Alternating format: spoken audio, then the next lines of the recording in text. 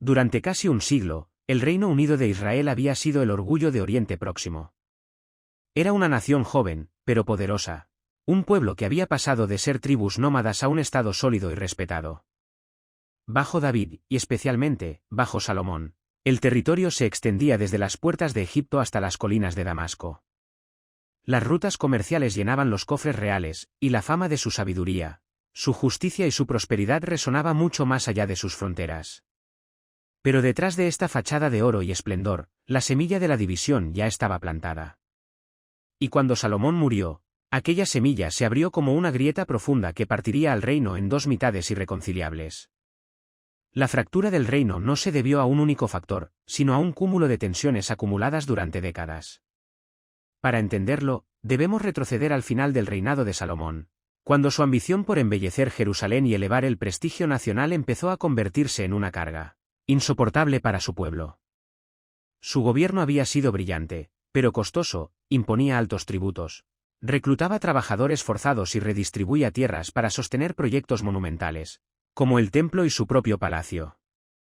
Aunque estos proyectos consolidaron la identidad de Israel, también provocaron resentimiento, especialmente en las tribus del norte, quienes se sentían explotadas para construir el esplendor del sur. En ese escenario tenso, la cohesión tribal, que ya era frágil, comenzó a resquebrajarse. Israel nunca había sido un reino homogéneo, era una confederación de clanes con tradiciones propias, orgullos ancestrales y rivalidades profundas. Las tribus de Efraín y Manasés, por ejemplo, históricamente habían considerado que debían liderar al pueblo, pues ocupaban el corazón del territorio y descendían de José, una de las figuras más respetadas del pasado. Pero David y Salomón, ambos de la tribu de Judá, habían consolidado un poder centralista en Jerusalén, desplazando la influencia del norte y concentrando el liderazgo político y económico en el sur. Así que cuando Salomón murió, las tensiones finalmente explotaron. Era como si un velo que mantenía unida una estructura frágil hubiese sido retirado. El nuevo rey, Roboam, heredó un reino brillante por fuera, pero lleno de grietas internas, desigualdad económica, tensiones entre tribus, descontento religioso y una élite del sur que miraba con arrogancia a las tierras del norte. Pero el problema más profundo era espiritual. Durante sus últimos años, Salomón había perdido parte del fervor que definió a sus primeros días como rey. Sus alianzas matrimoniales, diseñadas para consolidar tratados diplomáticos, lo llevaron a permitir la presencia de cultos extranjeros en Jerusalén. En apariencia, esto era una estrategia política inteligente, pero espiritualmente supuso un golpe devastador. Los profetas lo denunciaron abiertamente. El corazón del rey ya no estaba completamente dedicado al Dios de Israel. Y con el corazón del rey dividido, el corazón del reino empezó también a dividirse. El descontento del pueblo no era un capricho. A finales del reinado de Salomón, la carga fiscal era tan alta que muchos campesinos habían perdido sus pequeñas propiedades, cayendo en deudas interminables. El sistema de trabajos forzados, llamado MAS, obligaba a miles de hombres a servir largas temporadas lejos de sus familias, construyendo fortificaciones, carreteras, establos y complejos administrativos. Uno de los supervisores de este sistema era un joven líder del norte llamado Jeroboam, un hombre carismático, querido entre los trabajadores y, según ciertos relatos, visionario y ambicioso. Él sería la figura que, más adelante, encarnaría la ruptura del reino. Pero antes de él, debemos entender algo esencial. La fractura del reino comenzó mucho antes de la coronación de Roboam. Empezó cuando la élite dejó de escuchar al pueblo. Cuando los profetas dejaron de ser tomados en serio. Cuando la prosperidad se convirtió en un ídolo y ya nadie recordaba los tiempos en que Israel no era nada sin la presencia de su Dios. En otras palabras, el reino ya estaba roto en espíritu antes de romperse en política. Al morir Salomón, el vacío de liderazgo se llenó de dudas. ¿Seguiría el nuevo rey los pasos de su padre? ¿O rectificaría los errores que habían debilitado al reino? En el norte, la mayoría deseaba un cambio profundo, menos impuestos, menos trabajos forzados y una administración más justa. En Judá, sin embargo, los nobles querían reforzar la autoridad central y mantener los privilegios que habían ganado gracias al esplendor del templo y el palacio real. Esta tensión entre reforma y continuidad provocó que el ambiente en todo el país se volviera impredecible. Las caravanas que viajaban entre Jerusalén y Siquelm, donde Roboam sería coronado, Llevaban rumores de protesta, banderas tribales ondeando en las montañas, discusiones en los mercados y expectativas de que algo grande estaba por ocurrir. Arqueológicamente, sabemos que aquellos años fueron turbulentos, asentamientos en el norte muestran signos de abandono parcial, mientras que algunas fortalezas en Judá evidencian reformas apresuradas, quizás para prevenir revueltas internas. El reino estaba inquieto, dividido en sentimientos y expectativas. Todos sabían que la muerte de Salomón había cerrado una era, pero nadie imaginaba que lo que estaba a punto de comenzar sería un quiebre irreversible. En el centro de este clima tenso estaba un símbolo, el Templo de Jerusalén. Construido con esfuerzo colectivo, representaba la unidad espiritual de Israel.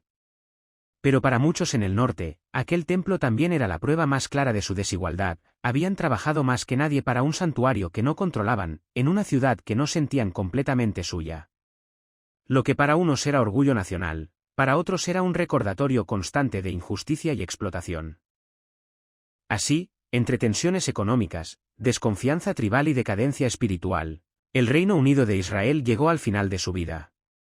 Aún seguía en pie, hermoso como un palacio recién construido, pero el suelo bajo sus cimientos ya se estaba moviendo. Solo hacía falta una palabra equivocada, una decisión imprudente, un gesto arrogante del nuevo rey para que todo se derrumbara. Y ese derrumbe comenzó en el lugar donde comenzó su historia, en Siquem. Allí, donde Roboam sería coronado, el reino de Israel dejaría de ser uno para convertirse para siempre en dos. El nombre de Salomón evoca inmediatamente imágenes de riqueza inimaginable, sabiduría legendaria y un reino que, por un momento, parecía bendecido con una estabilidad pocas veces vista en la antigüedad. Su ascenso al trono marcó el punto más alto del Israel unido. Pero también fue el inicio silencioso de un declive que terminaría desgarrando al reino de forma irreversible. Su historia no es solo la de un monarca brillante, sino también la de un hombre que, al final, se extravió entre sus propias conquistas. Cuando David murió, el reino necesitaba paz.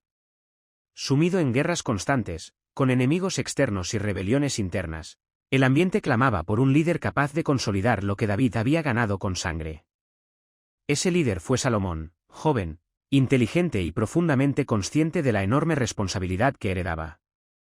Según los relatos, su primer acto de gobierno fue pedir sabiduría a Dios, no riquezas ni victoria militar. Y aquel gesto marcó el inicio de una era sin precedentes. El reino más próspero del Mediterráneo oriental.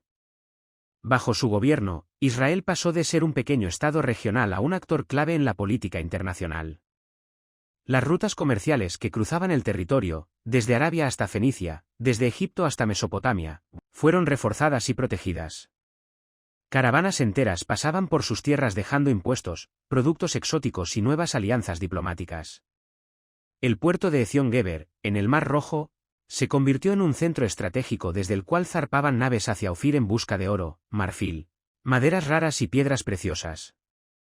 Arqueológicamente, este periodo muestra un crecimiento acelerado, ciudades fortificadas, sistemas administrativos complejos, almacenes estatales y una red de carreteras que conectaba regiones antes aisladas. La presencia de escribas, mercaderes y funcionarios se multiplicó. Israel nunca había sido tan rico ni tan respetado. Y sobre todo, Salomón supo usar esta riqueza para consolidar su legitimidad. El proyecto que cambiaría la identidad de Israel. Durante generaciones, los israelitas habían soñado con un templo permanente, un lugar sagrado que simbolizara la presencia de su Dios en medio del pueblo. David quiso construirlo, pero fue Salomón quien lo convirtió en realidad. Las dimensiones eran colosales para la época, maderas del Líbano, artesanos fenicios, piedras talladas con precisión casi moderna. Su construcción duró 7 años, pero su importancia espiritual perduraría siglos. El Templo de Jerusalén no era solo un edificio. Era la declaración de que Israel había dejado de ser un pueblo nómada para convertirse en una nación estable, organizada y bendecida. Marcaba el centro de la vida religiosa, política y cultural. Todos los caminos del reino parecían conducir a ese monte santo donde ardía el altar y donde el rey ofrecía sacrificios en nombre de la nación. Pero esta grandeza tenía un costo. El precio oculto del esplendor. Para sostener sus proyectos monumentales, el templo, el palacio real, el complejo administrativo y la expansión militar, Salomón implementó una maquinaria económica sin precedentes. altos tributos, reclutamiento masivo de trabajadores y una división administrativa que favorecía al sur y presionaba al norte. Las tribus del norte, especialmente Efraín y Manasés, aportaban la mayor cantidad de trabajadores para las obras reales. Cada mes, miles de hombres eran enviados a trabajar en canteras, bosques y construcciones, alejados de sus familias. Los tributos aumentaron para llenar los tesoros reales. Y mientras Jerusalén brillaba con oro y maderas finas, muchas aldeas campesinas sufrían la carga silenciosa de la prosperidad del rey. Lo que para unos era la edad de oro, para otros era el inicio del agotamiento. Un rey atrapado en su diplomacia. En un intento por fortalecer alianzas internacionales, Salomón contrajo numerosos matrimonios con princesas extranjeras, moabitas, amonitas, sidonias, hititas, edomitas y egipcias. En el mundo antiguo, esto era una estrategia habitual para asegurar paz y cooperación. Pero también trajo consecuencias inesperadas.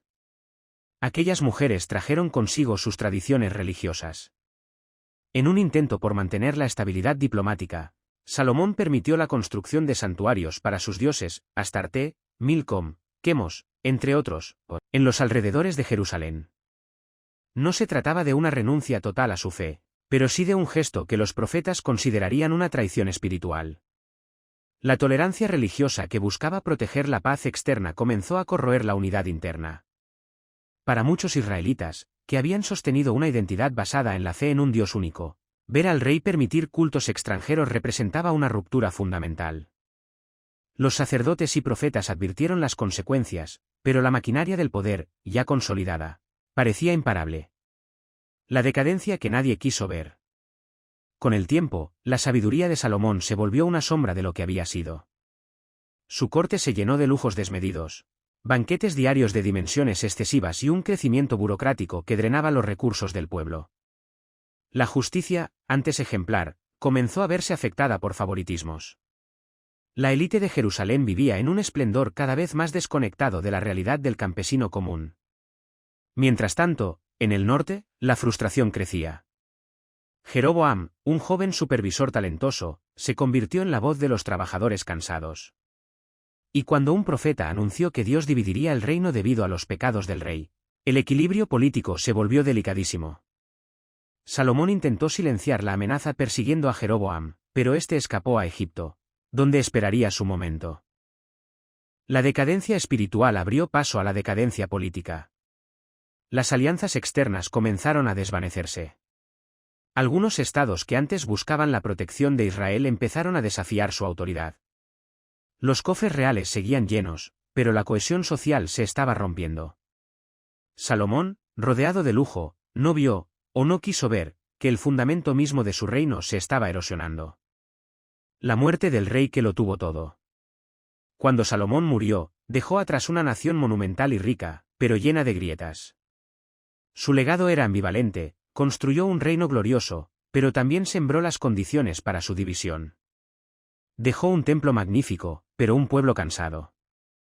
Su sabiduría había sido celebrada en su juventud, pero sus últimos años estuvieron marcados por decisiones imprudentes. Y así, el rey más brillante de Israel dejó a su hijo Roboam un reino hermoso, y al borde del colapso. El esplendor dorado estaba a punto de desmoronarse. Bastaría una sola decisión equivocada, una sola frase mal pronunciada, para que todo lo que Salomón había construido comenzara a caer. Y esa frase sería pronunciada, en Siquelm. Para entender la ruptura del reino de Israel, no basta con observar a los reyes que lo gobernaron desde el trono de Jerusalén. También hay que mirar a los líderes que surgieron desde abajo, hombres formados en la dureza del trabajo, en la frustración del pueblo y en la esperanza de que un día las tribus del norte recuperarían la dignidad que sentían perdida. Entre todos ellos, ninguno se volvió tan decisivo como Jeroboam, el hombre que se convertiría en el primer rey del reino del norte. Un personaje complejo, polémico, y tan fundamental como contradictorio. Si Roboam heredó el trono por sangre, Jeroboam lo heredó por el sudor del pueblo. Un hombre nacido del trabajo forzado. Jeroboam era hijo de una mujer viuda de la tribu de Efraín, en la ciudad de Cereda. No pertenecía a ninguna familia noble. No tenía linaje real. No provenía de una tradición sacerdotal. Era, simplemente, uno más de los miles de israelitas que, durante el reinado de Salomón, fueron reclutados para los proyectos de construcción del reino. Pero su origen humilde se convirtió en su mayor ventaja. Conocía la vida de los trabajadores mejor que cualquier príncipe.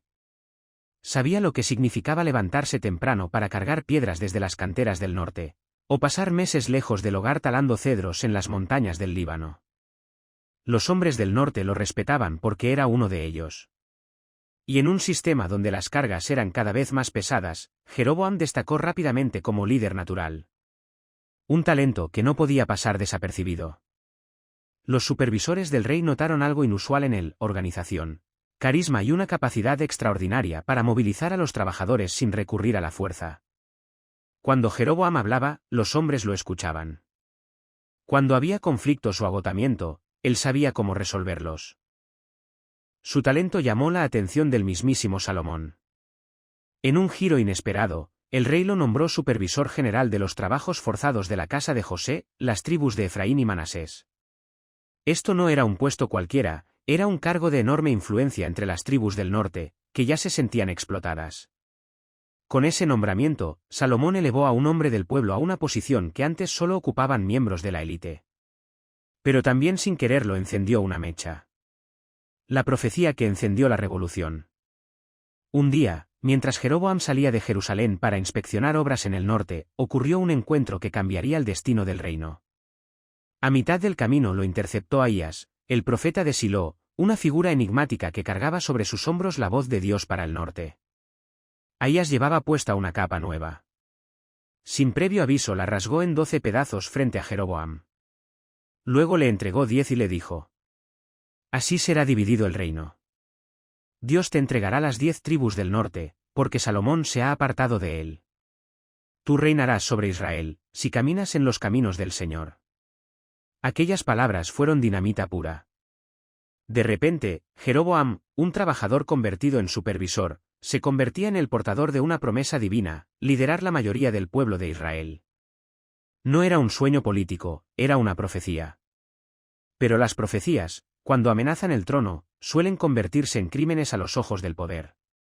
La reacción del rey: miedo y persecución. Cuando Salomón se enteró del encuentro entre Jeroboam y el profeta, la alarma se encendió en el palacio. Para un monarca envejecido y presionado por tensiones internas, la idea de un líder carismático apoyado por trabajadores y respaldado por una supuesta profecía divina era intolerable. Salomón ordenó la persecución inmediata de Jeroboam.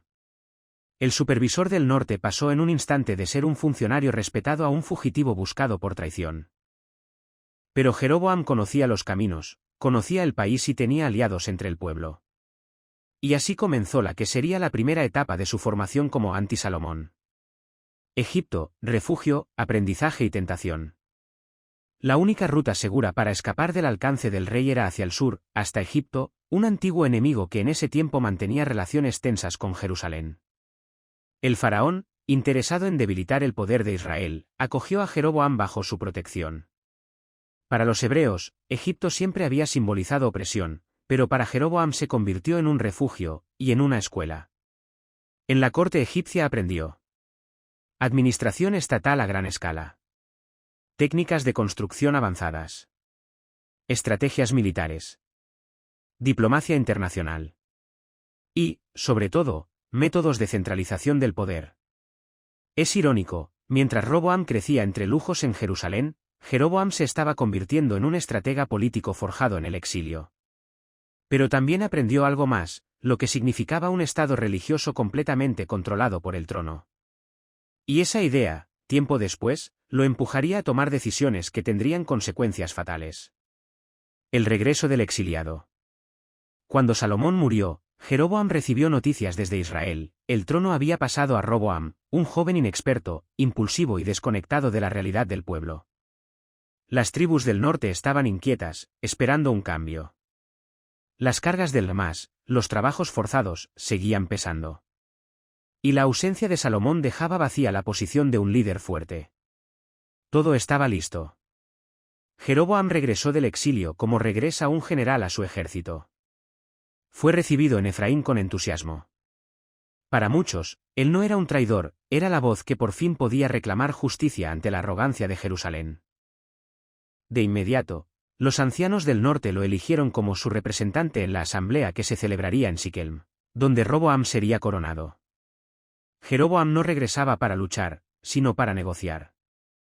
Pero también sabía que estaba cumpliendo un destino más grande que él. La tensión estaba en su punto más alto. Las tribus esperaban una respuesta. El reino pendía de un hilo. Y Jeroboam estaba allí, en el centro de la tormenta, cargando sobre sus hombros una profecía que pronto dividiría para siempre la historia de Israel. El Reino Unido de Israel había llegado al borde del abismo, pero aún no había caído. La muerte de Salomón abría una oportunidad para recomponer lo que años de excesos, impuestos y trabajos forzados habían desgastado. Todo dependía del nuevo rey, Roboam, hijo del monarca más sabio, heredero de un reino glorioso, y al mismo tiempo, un joven sin experiencia, rodeado de consejeros arrogantes que no entendían el sufrimiento del pueblo. Lo que ocurrió en Siquelm fue mucho más que una negociación política. Fue el momento en que una sola frase, una sola imagen, la del dedo meñique, quebró para siempre la unidad de Israel. No fue una guerra, no fue un asedio, no fue una invasión extranjera. Fue un gesto de soberbia. Un error humano. Una frase que pasó a la historia como símbolo de una ceguera mortal. El viaje a Siquelm, un reino dividido desde el inicio. Roboam viajó a Siquelm para ser coronado porque esa ciudad, ubicada en el corazón del territorio del norte, tenía una carga simbólica inmensa. Allí, Abraham había levantado uno de los primeros altares. Allí, Jacob enterró los dioses extranjeros de su familia. Y allí, Josué renovó el pacto entre Dios e Israel antes de su muerte. Las tribus del norte lo escogieron como lugar de coronación no por respeto, sino por exigencia política. Querían dejar claro que el nuevo rey debía escucharlos. No era Jerusalén quien estaba recibiendo la lealtad del norte, era Roboam quien debía ganársela. Cuando el rey llegó, el ambiente era tenso. Había multitudes reunidas, representantes de todas las tribus, y entre ellos un recién regresado Jeroboam, líder carismático, símbolo de las quejas populares. Nadie gritaba. No había rebelión todavía. Solo expectativa. Todos esperaban una cosa, un cambio. La petición sencilla que pudo salvar al reino. Jeroboam y los ancianos del norte presentaron la petición con respeto. Tu padre cargó pesadamente sobre nosotros. Aligera la dura servidumbre y los tributos que impuso, y te serviremos para siempre. En otras palabras, queremos un rey, pero queremos justicia. Queremos unidad, pero necesitamos alivio. Era una demanda razonable, casi inevitable. Salomón había agotado al pueblo. Este era el momento perfecto para una reforma, para unir el reino, para iniciar un nuevo pacto entre rey y nación. Roboam pidió 3 días para dar su respuesta. Y fue entonces cuando el reino comenzó a resquebrajarse desde dentro del palacio. 2 consejos, la sabiduría y la soberbia. Los ancianos que habían servido a Salomón toda su vida hablaron primero. Eran hombres experimentados, conocedores de la política, la psicología de las tribus, la fragilidad del momento. Ellos aconsejaron. Si les hablas con amabilidad y alivias su carga, serán tus siervos para siempre. Una respuesta conciliadora habría desactivado décadas de resentimiento. Habría unido a Israel y fortalecido la legitimidad del nuevo monarca. Era la vía segura, estable, sabia. Pero Roboam no se conformó. Quiso escuchar a sus amigos, los jóvenes con los que había crecido, hombres que nunca habían trabajado un día bajo el sol, que vivían de la riqueza acumulada en Jerusalén y creían que el poder era para imponerse, no para servir. Los jóvenes le dijeron: diles que tu dedo meñique es más grueso que la cintura de tu padre. Que si él los castigó con látigos, tú lo harás con escorpiones. Era una frase humillante, diseñada para provocar miedo, escrita con prepotencia, alimentada por la arrogancia de quienes nunca entendieron la vida del campesino, del trabajador, del hombre que sostenía el reino. Roboam escuchó a los jóvenes. Y eligió el camino de la soberbia. La frase que rompió un reino. El tercer día, cuando se reunió nuevamente con las tribus del norte, Roboam pronunció las palabras que aún resuenan milenios después.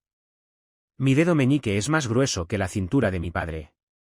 Si él los castigó con látigos, yo los castigaré con escorpiones. Silencio. Miradas de incredulidad. Un gesto de desprecio que cayó como un martillazo sobre un reino ya frágil. Eran palabras de alguien que no entendía a su pueblo.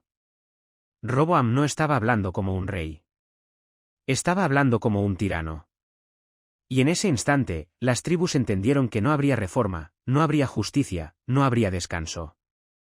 Solo más opresión. Más trabajos forzados. Más tributos para enriquecer a Jerusalén mientras el norte sufría. ¿Qué parte tenemos nosotros con David? La respuesta del pueblo fue inmediata, histórica, irreversible. ¿Qué parte tenemos nosotros con David? ¿A tus tiendas, Israel? Mira ahora tu propia casa, oh David. A través de esas palabras, Israel declaró su independencia. Fue el fin. No hubo batalla, no hubo negociación adicional. El reino se quebró en ese mismo instante.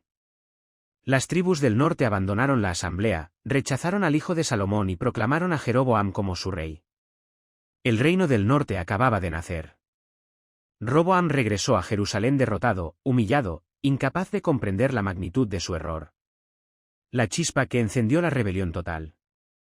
Intentando recuperar el control, Roboam envió a su supervisor de trabajos forzados, Adoram, para negociar con el norte. Un gesto absurdo, como podía elegir como mediador a la figura más odiada del sistema opresivo de Salomón. El pueblo del norte lo apedreó hasta matarlo. Roboam huyó a Jerusalén. Ya no había nada que gobernar más allá de Judá y Benjamín. Israel y Judá habían dejado de ser hermanos. Se habían convertido en dos reinos enemigos. Una lección eterna sobre liderazgo. La historia de Roboam no es simplemente un error político. Es una advertencia temporal. Un reino puede sobrevivir a guerras, hambrunas, invasiones. Pero no puede sobrevivir a la arrogancia de un líder que se niega a escuchar a su pueblo. Roboam heredó la gloria de Salomón, pero no su sabiduría. Podía haber unido al reino, pero eligió amenazarlo. Podía haber aliviado la carga, pero eligió aumentarla. Podía haber escuchado la voz del pueblo, pero escuchó la voz de la soberbia. Y así, con una sola frase imprudente, un joven rey rompió un reino que tardó casi un siglo en construirse. La fractura ya era irreversible. El reino unido de Israel, aquel sueño dorado que David consolidó y Salomón elevó hasta la gloria, había estallado en dos fragmentos que tomarían caminos muy diferentes. Por un lado, el reino del norte, Israel, encabezado por Jeroboam. Por el otro, el reino del sur, Judá, liderado por Roboam, humillado, debilitado y atrapado por las consecuencias de su propia arrogancia. No fue solo una separación política. Fue un terremoto espiritual, cultural y geográfico. Dos capitales, dos identidades, dos visiones del futuro. Dos pueblos que compartían sangre, pero ya no compartían destino. El norte, Israel, el reino numeroso. Las 10 tribus del norte representaban la mayor parte del territorio, de la población y de la riqueza agrícola. Eran una región extensa, diversa y con centros históricos tan importantes como Siquem, Samaria, Jezreel o Dan. Su identidad tribal era fuerte, con tradiciones antiguas que a menudo chocaban con el centralismo de Jerusalén. Jeroboam fue coronado con entusiasmo. El pueblo lo veía como el líder que por fin pondría fin al yugo de Judá. La atmósfera era una mezcla de euforia, esperanza y, a la vez, un nerviosismo profundo. Porque aunque habían ganado independencia, también habían perdido el templo de Jerusalén. Ese vacío espiritual sería la causa de decisiones que marcarían su caída futura. El sur, Judá, el reino pequeño pero legítimo. Roboam regresó a Jerusalén con un reino reducido, compuesto principalmente por las tribus de Judá y Benjamín. Judá no era tan grande como Israel, pero tenía dos elementos que el norte jamás pudo obtener. Jerusalén, la capital, la ciudad sagrada. El templo, el corazón espiritual del pueblo. Y, sobre todo, la dinastía davídica, la única línea real considerada legítima según la tradición y la profecía. Judá era pequeño, pero estable. Herido, pero con cimientos profundos. Mientras el norte celebraba su libertad, el sur se preparaba para resistir. El intento fallido de una guerra civil, Roboam, aún ardido por la humillación, intentó recuperar el reino por la fuerza. Reunió un ejército de 180.000 hombres para iniciar una guerra civil que habría sumido al país en una catástrofe sin retorno. Pero entonces apareció el profeta Semaías con un mensaje contundente. No suban a luchar contra sus hermanos. Porque esta división viene de Dios. Una frase que cambió la historia. Sorprendentemente, Roboam obedeció. El ejército se dispersó. La guerra civil fue detenida antes siquiera de comenzar.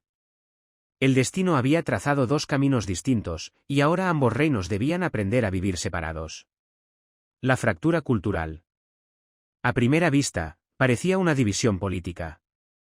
Pero el quiebre real fue cultural y espiritual. El norte era más cosmopolita. Más influido por Fenicia, Siria y las rutas comerciales hacia Mesopotamia. Su población era más numerosa, multicultural y con tradiciones religiosas más flexibles. El sur era más conservador.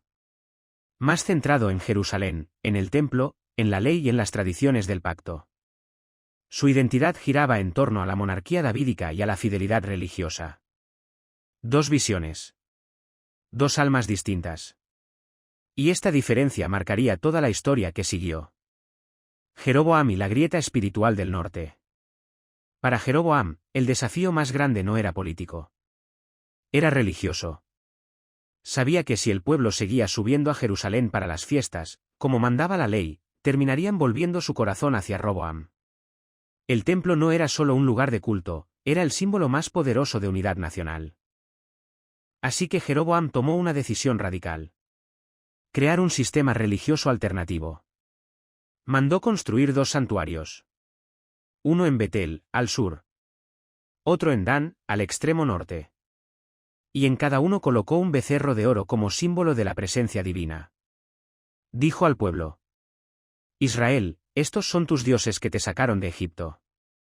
Su intención no era introducir una religión extranjera, sino crear un símbolo visible de Yahvé al estilo antiguo, como el que los israelitas habían usado en el desierto.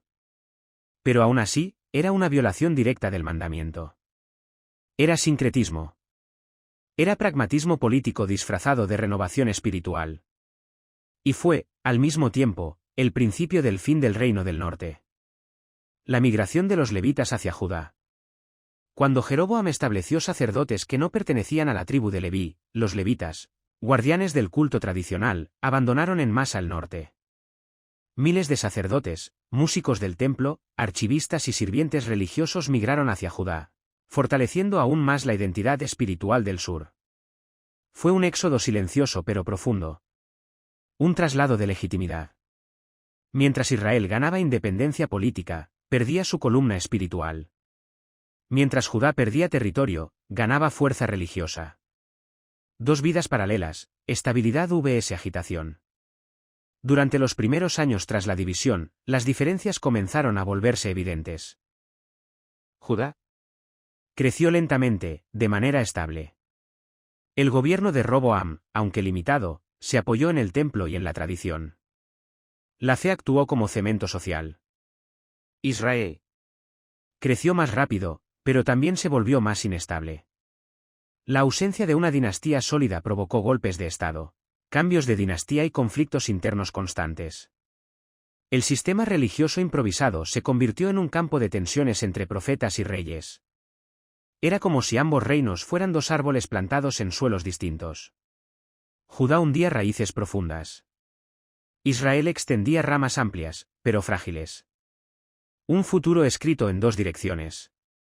El norte miraba hacia su propia grandeza, hacia el comercio, hacia alianzas exteriores, hacia un nuevo tipo de identidad israelita menos centralizada. El sur miraba hacia Jerusalén, hacia el pacto, hacia la promesa hecha a David, que siempre habría un descendiente suyo gobernando en su trono. Eran dos caminos que parecían irreconciliables. Pero Dios, a través de sus profetas, seguía hablando en ambos. El conflicto entre estos dos mundos, el político y el espiritual, el del norte y el del sur, se convertiría en el escenario de algunos de los momentos más intensos de toda la historia bíblica. Y pronto, un nuevo capítulo se abriría con fuerza. El choque más grande entre reyes e ídolos, entre fuego y sacrificios, entre el norte rebelde y la voz profética. El escenario estaba listo para la llegada de un hombre que incendiaría la historia con sus palabras y su fe indomable, alguien llamado Elías.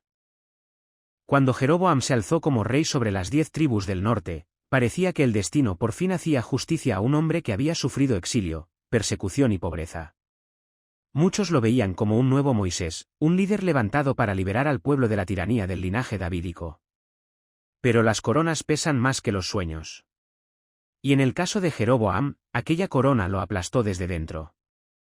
Un reino fuerte, pero vulnerable. Israel, el reino del norte, había nacido con ventaja. Más territorio. Más población. Más rutas comerciales. Más diversidad agrícola. Pero carecía del elemento más poderoso que sostenía a Judá. Una dinastía legítima, unida a una promesa divina. Jeroboam lo sabía. Lo sentía cada día. Su trono estaba construido sobre arena política. Si el pueblo regresaba espiritualmente a Jerusalén, regresarían también emocionalmente al linaje de David, y su reinado sería barrido como paja en el viento. Ese miedo, no la ambición, fue la semilla del pecado que marcó todo su reino. El cálculo político que lo arruinó. La ley mandaba que 3 veces al año todo israelita subiera a Jerusalén para las grandes fiestas. Pascua. Pentecostés. Tabernáculos. Para Jeroboam, esto era un peligro mortal. Imaginaba multitudes emocionadas en el templo, recordando la gloria anterior, sintiendo nostalgia del Reino Unido, y jurando lealtad al descendiente de David. Así que tomó una decisión que cambiaría el curso de la historia. Desvincular al reino del norte del templo de Jerusalén. Cortar la conexión espiritual. Construir un nuevo sistema religioso. Pero hacerlo significaba chocar frontalmente con los mandamientos más sagrados. Los becerros de oro, un regreso al error ancestral. Jeroboam mandó fabricar 2 becerros de oro. Uno en Betel. Otro en Dan. Y declaró: Israel, estos son tus dioses que te sacaron de Egipto. No estaba abandonando a Yahvé.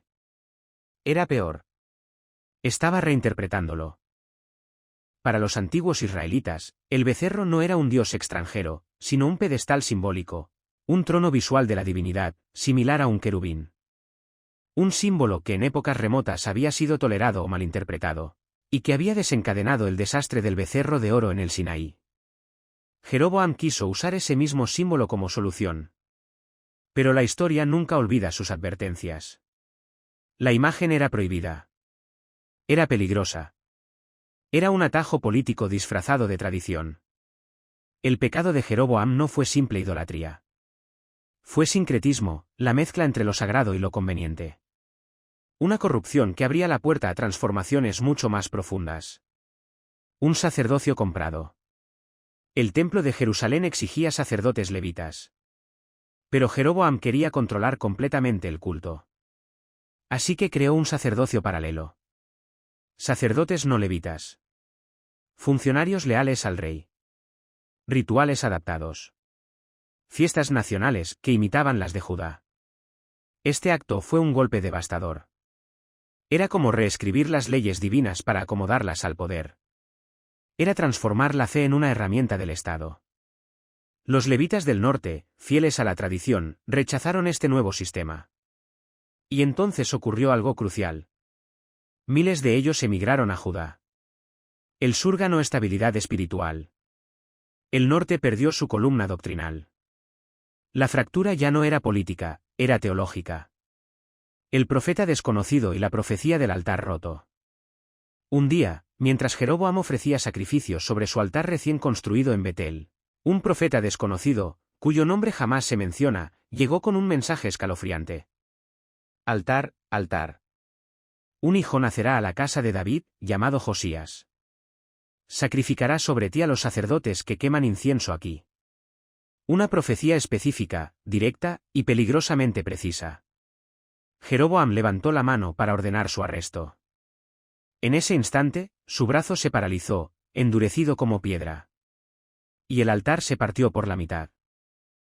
El rey, aterrorizado, pidió al profeta que rogara a Dios por él. Su brazo fue restaurado. Pero su corazón no cambió. El pecado ya lo había enganchado. Y la corrupción comenzaba a tragar al reino. La visita del profeta Ahías y la sentencia final. Ahías, el profeta que alguna vez ungió a Jeroboam y lo llamó elegido de Dios, reapareció años después, pero esta vez con un mensaje oscuro. La esposa de Jeroboam fue a consultarlo disfrazada, como si el profeta de Dios no pudiera reconocer la verdad, y Ahías, ya viejo y ciego, pronunció una de las condenas más severas de toda la Biblia. Jeroboam, tú hiciste pecar a Israel. Tú los llevaste a la idolatría. Por tu culpa, este reino será barrido. La sentencia incluía la caída de toda la casa de Jeroboam, la muerte prematura de su hijo, la futura destrucción del reino del norte. Una condena no solo personal, sino nacional. El legado oscuro del norte. El pecado de Jeroboam se convirtió en una expresión recurrente para todos los reyes posteriores del norte. Ninguno, ni uno solo, abandonó el sistema corrupto que él había creado.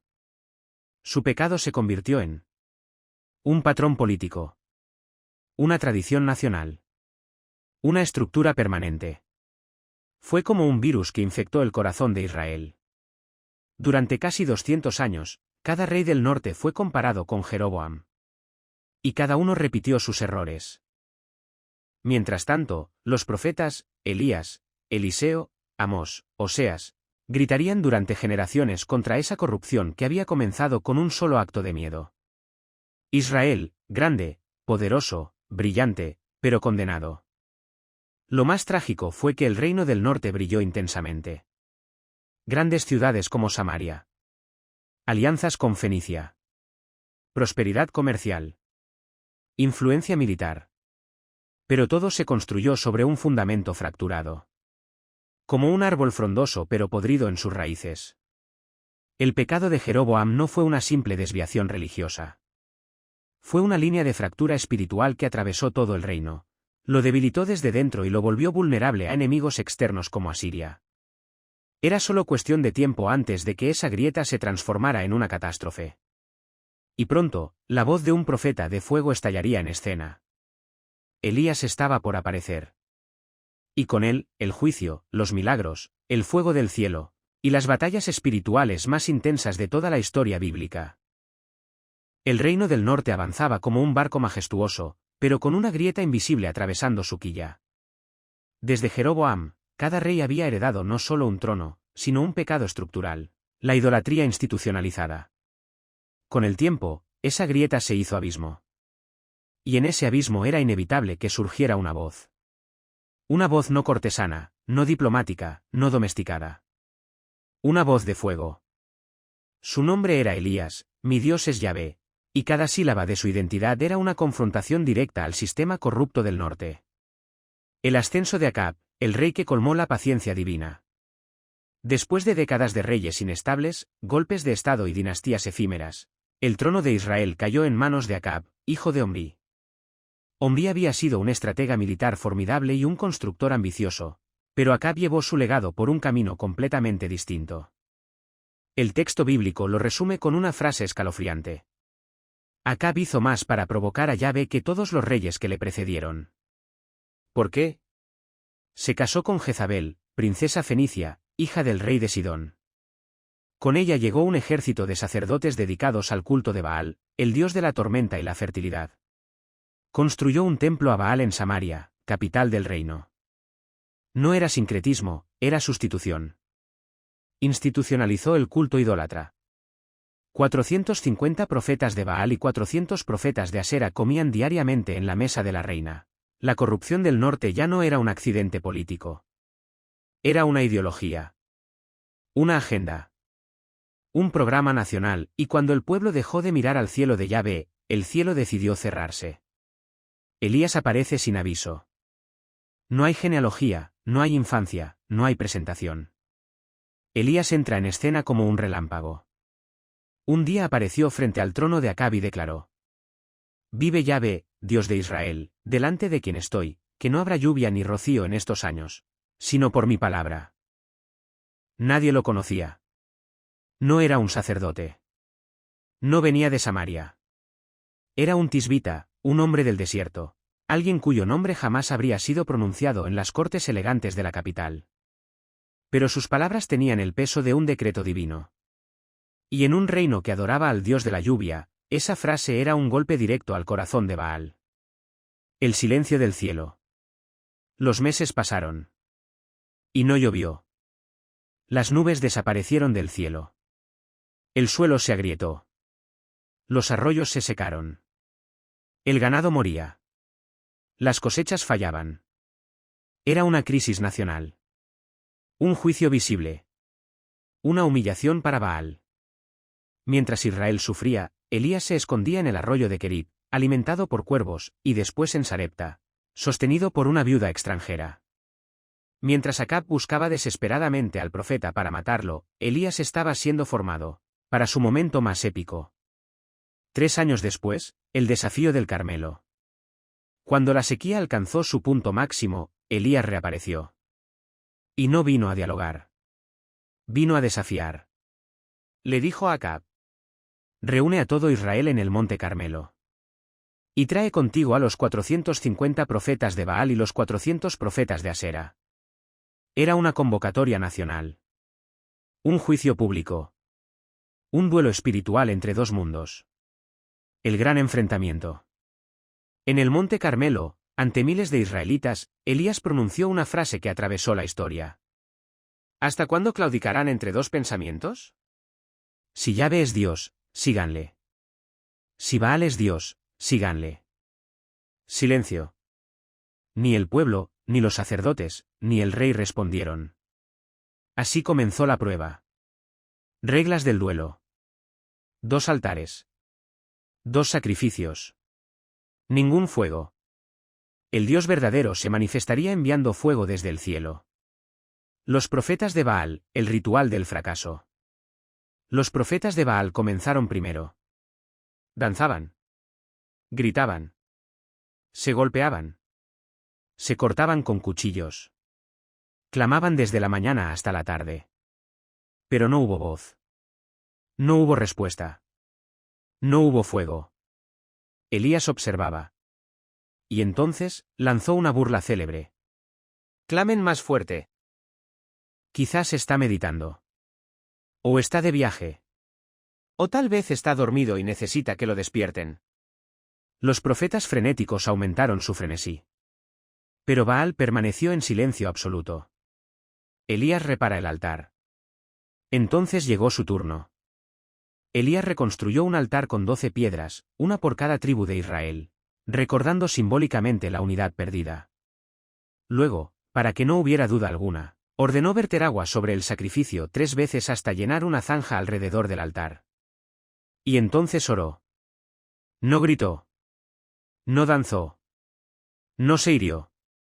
Solo oró. Respóndeme, Yahvé, para que este pueblo sepa que tú eres Dios. El fuego desciende. El cielo se partió con un estruendo.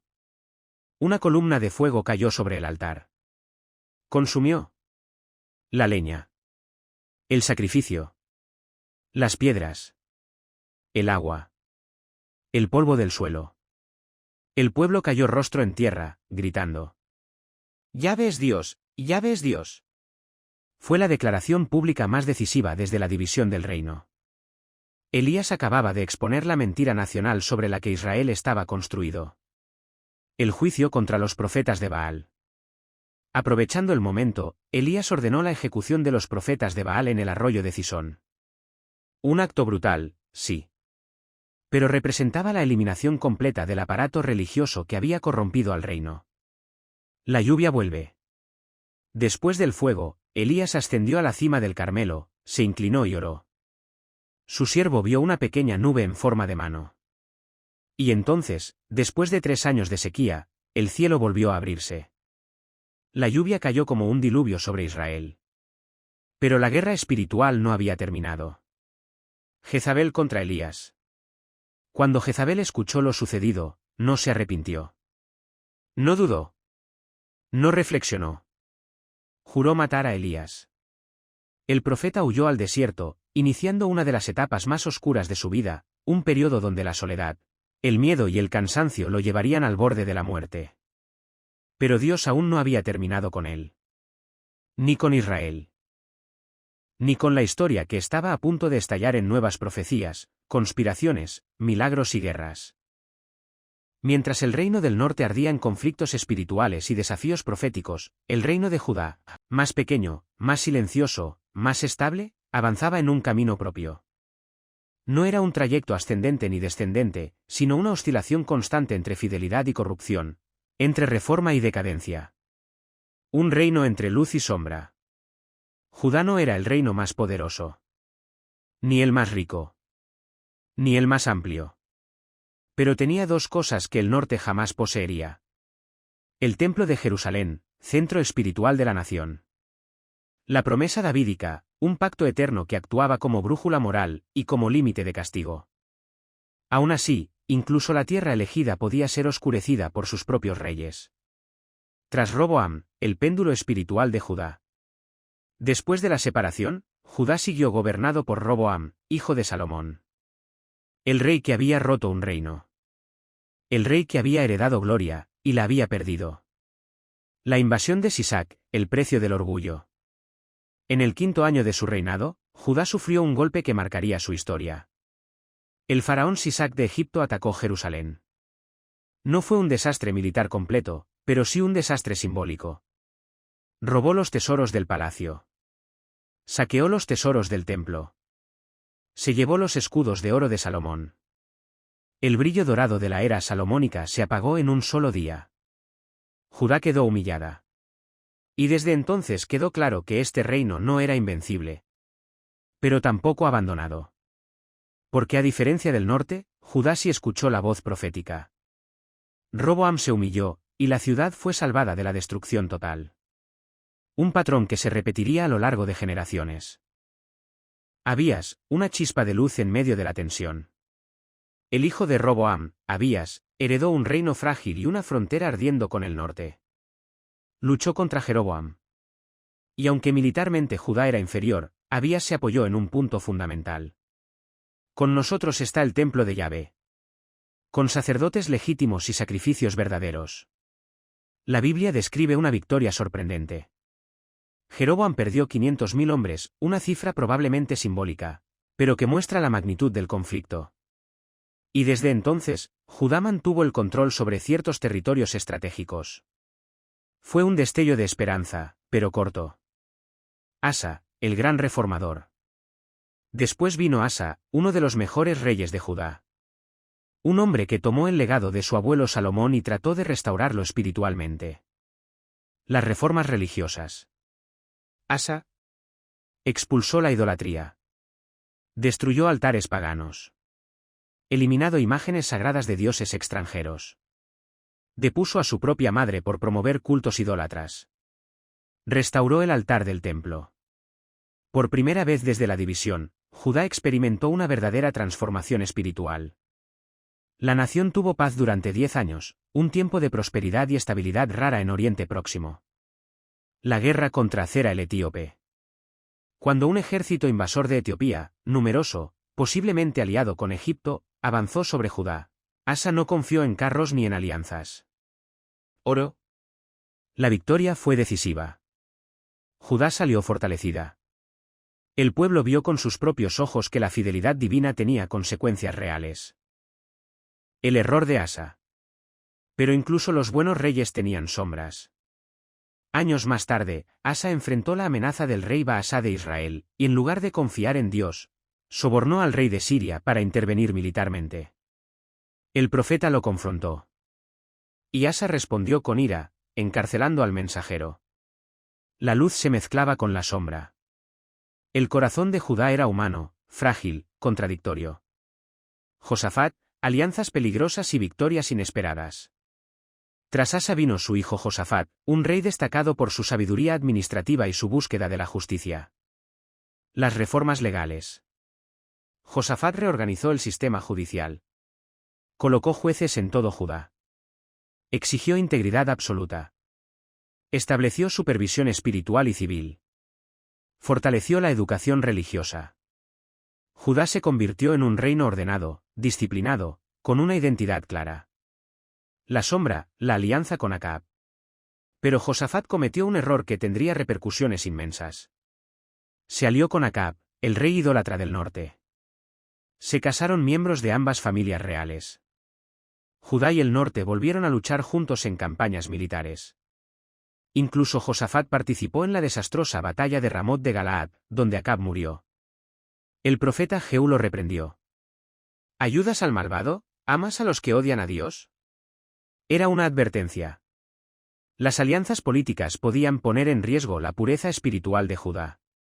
La victoria milagrosa contra Moab, Amón y Edom. Cuando 3 naciones invadieron Judá simultáneamente, Josafat no preparó carros. Organizó un coro. Puso cantores al frente del ejército, alabando a Dios antes de la batalla. Mientras cantaban, los ejércitos enemigos cayeron en confusión y se destruyeron entre sí. Judá ganó sin levantar una espada. Era un recordatorio divino. La fuerza de Judá no estaba en su tamaño ni en su ejército, sino en su fidelidad. Judá, un reino que nunca se decide del todo. Este era el dilema de Judá. A veces era un faro de fe. Otras veces imitaba la corrupción del norte. Un rey derribaba ídolos. Otro los volvía a levantar. Un rey escuchaba a los profetas. Otro los perseguía. Judá avanzaba como un caminante sobre una cuerda floja, siempre oscilando entre el pacto y la tentación. A diferencia de Israel, sin embargo, Judá tenía algo inamovible. Una promesa. Dios no permitiría que la dinastía de David desapareciera. Judá sería castigada, corregida, golpeada. Pero nunca extinguida. Por eso, mientras Israel se desmoronaba internamente y se encaminaba hacia su destrucción por Asiria, Judá seguía en pie. Herida, sí. Dividida, también. Pero viva. Porque de esta línea real, de esta historia llena de luz y sombra, nacería un rey eterno. Y el mundo cambiaría para siempre. El destino de Israel y Judá avanzaba en direcciones diferentes, pero ambas convergían hacia un mismo punto trágico, el exilio. Lo que comenzó como disputas entre reyes y profetas se transformó en crisis internacionales, choques de imperios, deportaciones masivas y desolación espiritual. Sin embargo, entre cenizas y ruinas, algo inesperado comenzó a nacer. Una promesa. Una esperanza nueva. Una visión del futuro que trascendería reyes, fronteras y siglos. En los momentos de mayor oscuridad, el pueblo descubriría que Dios no había terminado con ellos. Ni con su historia. Ni con su destino. Israel, la caída del reino del norte. Después de generaciones de corrupción, golpes de estado y idolatría heredada desde Jeroboam, el reino del norte se volvió vulnerable. Sus alianzas eran inestables, su identidad espiritual estaba fracturada, y su política interna era un torbellino de conspiraciones. En el horizonte, un imperio monstruoso crecía. Asiria, la superpotencia militar más brutal de su tiempo. Los profetas, Elías, Eliseo, Amós y Oseas, habían advertido durante décadas que el camino del norte conducía al desastre. Pero Israel no escuchó. Finalmente, en el año 722 a.C., Asiria invadió Samaria. La sitió durante 3 años y la redujo a ruinas. Miles murieron. Miles fueron deportados. Miles se dispersaron por regiones extranjeras. El reino del norte desapareció del mapa. Sus tribus fueron asimiladas en territorios lejanos. Su identidad se diluyó en la historia. La tragedia fue inmensa. Pero incluso en este colapso, surgió algo inesperado. El mensaje profético empezó a ampliarse, a ir más allá de castigos y juicios. Empezaba a hablar de restauración. Judá, la caída lenta del reino elegido. Judá, por su parte, resistió más tiempo. Pero sus reyes cayeron en ciclos interminables de reformas y regresiones. Un rey fiel levantaba templos y derribaba ídolos. Y el siguiente levantaba ídolos y descuidaba el templo. La fractura moral se hizo casi irreparable. Manasés, el rey que oscureció Jerusalén. Uno de los momentos más oscuros fue el reinado de Manasés, quien llenó Jerusalén de altares paganos. Practicó adivinación y hechicería. Introdujo cultos extranjeros. Incluso sacrificó a su propio hijo en fuego. Contaminó el templo con imágenes idolátricas. Los profetas declararon que este pecado sería decisivo. Judá será llevada a cautiverio. El destino estaba fijado. La cuerda de la misericordia divina estaba por romperse. Josías, la última luz antes de la tormenta. Pero justo cuando el juicio parecía inevitable, un joven rey llamado Josías ascendió al trono con apenas 8 años. De adulto, emprendió la mayor reforma religiosa desde David. Destruyó ídolos. Purificó el templo. Restauró la ley. Renovó el pacto nacional. Y entonces ocurrió algo asombroso. En medio de las reparaciones del templo, un sacerdote encontró un libro perdido, probablemente el Deuteronomio. Cuando Josías lo escuchó, rasgó sus vestiduras. Se dio cuenta de cuán lejos habían caído. En un acto de fe, reunió al pueblo e hizo un pacto público. Seguiremos la ley de Dios. Judá experimentó un renacimiento espiritual. Una última chispa de luz antes de la tormenta inevitable. Pero incluso Josías no pudo revertir completamente los efectos del pasado. La llegada de Babilonia y el fin de Jerusalén. Después de Josías, Judá cayó en manos de reyes débiles, corruptos y manipulados por facciones políticas. En ese momento apareció un nuevo gigante mundial. Babilonia, bajo el rey Nabucodonosor. Judá se convirtió en pieza de ajedrez entre Egipto y Babilonia. Los profetas, especialmente Jeremías, suplicaron al pueblo confiar en Dios y no rebelarse imprudentemente. Pero los líderes no escucharon. Finalmente, Babilonia atacó. En el año 586 a.C., Jerusalén cayó. El templo fue incendiado. Las murallas destruidas. Los tesoros saqueados. Los nobles ejecutados. El pueblo deportado. La dinastía de David desapareció. El templo, reducido a cenizas. La tierra prometida, desolada. Para Judá, era el fin del mundo. El exilio, el lugar donde nació la esperanza. Lo que parecía el final se convirtió en un nuevo comienzo. En Babilonia, el pueblo experimentó una transformación espiritual profunda. Se aferraron a las escrituras. Surgieron sinagogas como centros de enseñanza. Se preservaron genealogías y tradiciones. La fe dejó de depender del templo físico. La identidad nacional se reconstruyó desde dentro. Y en medio de esta crisis, Dios comenzó a hablar a través de nuevos profetas. Jeremías, con promesas de un nuevo pacto. Ezequiel, con visiones del futuro templo y la gloria restaurada. Daniel, con profecías sobre reinos futuros. Isaías, segunda parte, con palabras que trascendían lo imaginable. De repente, el mensaje profético dejó de ser solo corrección. Comenzó a hablar de algo más grande. Un rey venidero. Ya no solo hijo de David, sino elegido universalmente. Un siervo sufriente.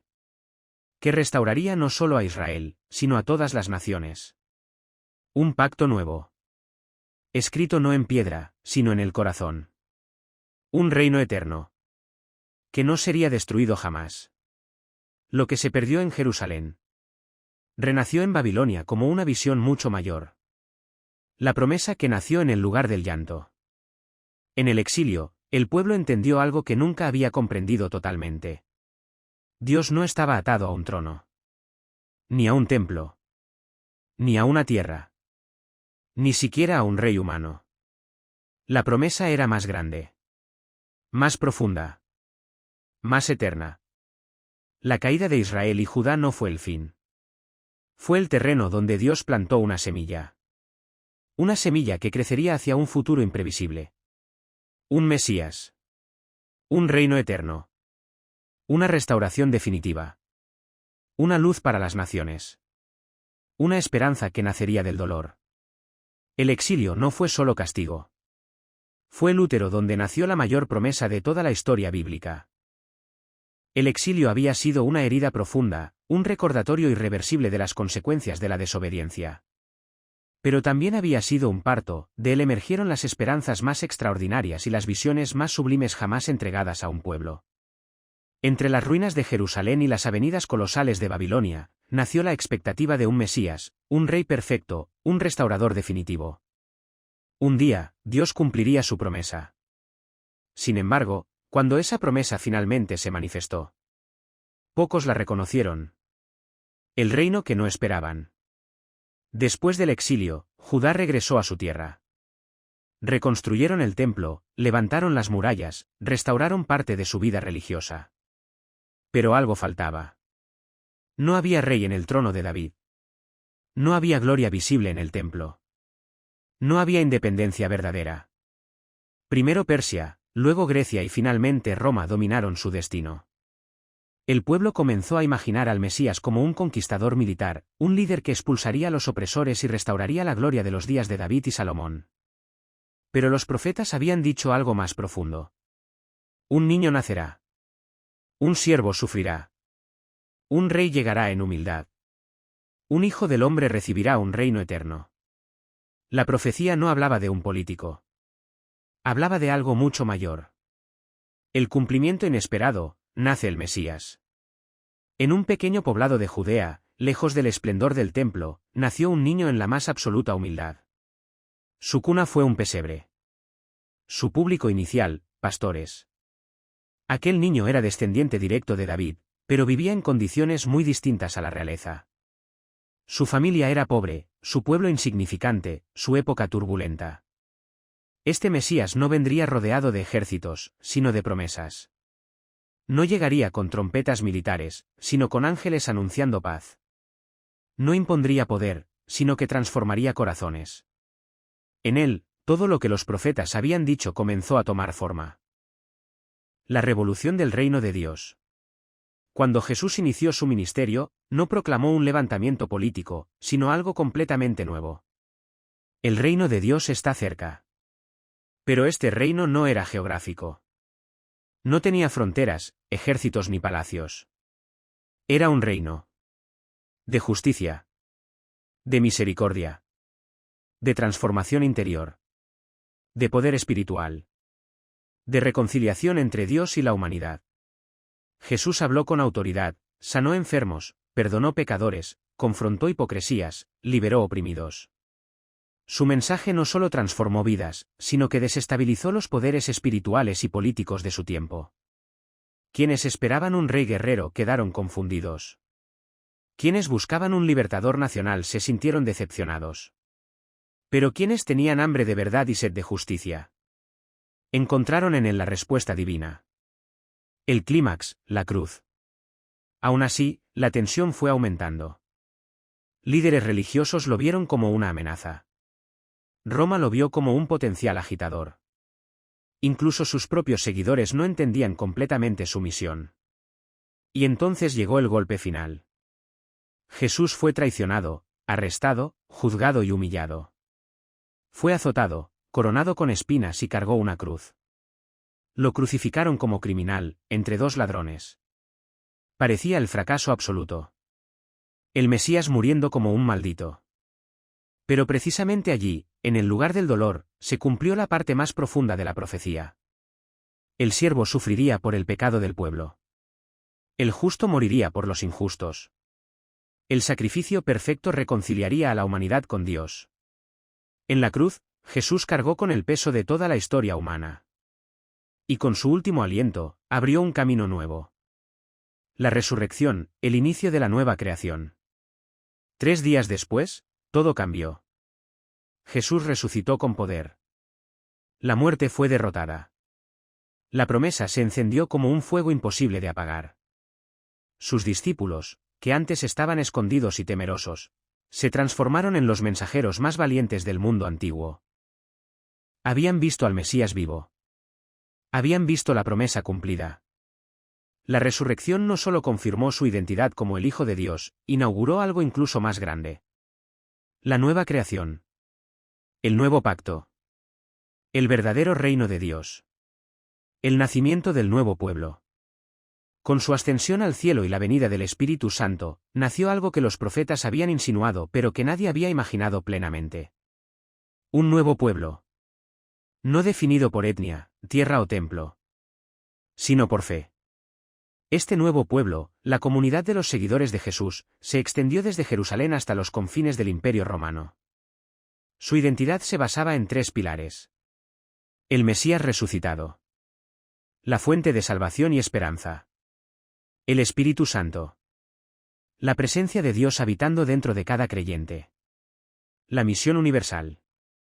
Ser luz para todas las naciones, cumpliendo lo que Israel había sido llamado a ser desde Abraham. Este pueblo no tenía ejército, riqueza ni poder político. Y aún así, transformó la civilización. Cambió imperios, reformó culturas, inspiró arte, influyó en leyes, y dejó una huella eterna en la historia. La promesa que sigue viva. La historia no termina aquí. Las promesas de Dios no solo se cumplieron en Jesús. Siguen desarrollándose. El Mesías volverá. Un reino eterno surgirá de forma plena. La nueva creación será completada. La justicia cubrirá la tierra. La muerte desaparecerá para siempre. Lo que comenzó en Abraham, lo que se desarrolló en Moisés, lo que se anunció por los profetas, lo que se preservó en el exilio. Y lo que se cumplió en Jesús. Es una historia que aún no ha dicho su última palabra. Epílogo, la historia que cambió al mundo. Desde un pequeño pueblo en el desierto hasta una cruz en Jerusalén, y desde una tumba vacía hasta los confines del planeta, la promesa de Dios ha tejido una línea ininterrumpida a lo largo de miles de años. Los reinos cayeron. Los templos se destruyeron. Los imperios desaparecieron. Las naciones cambiaron. Pero la promesa sigue de pie. El Mesías vino. El reino comenzó. Y un nuevo pueblo nació para llevar esa luz hasta el final de los tiempos.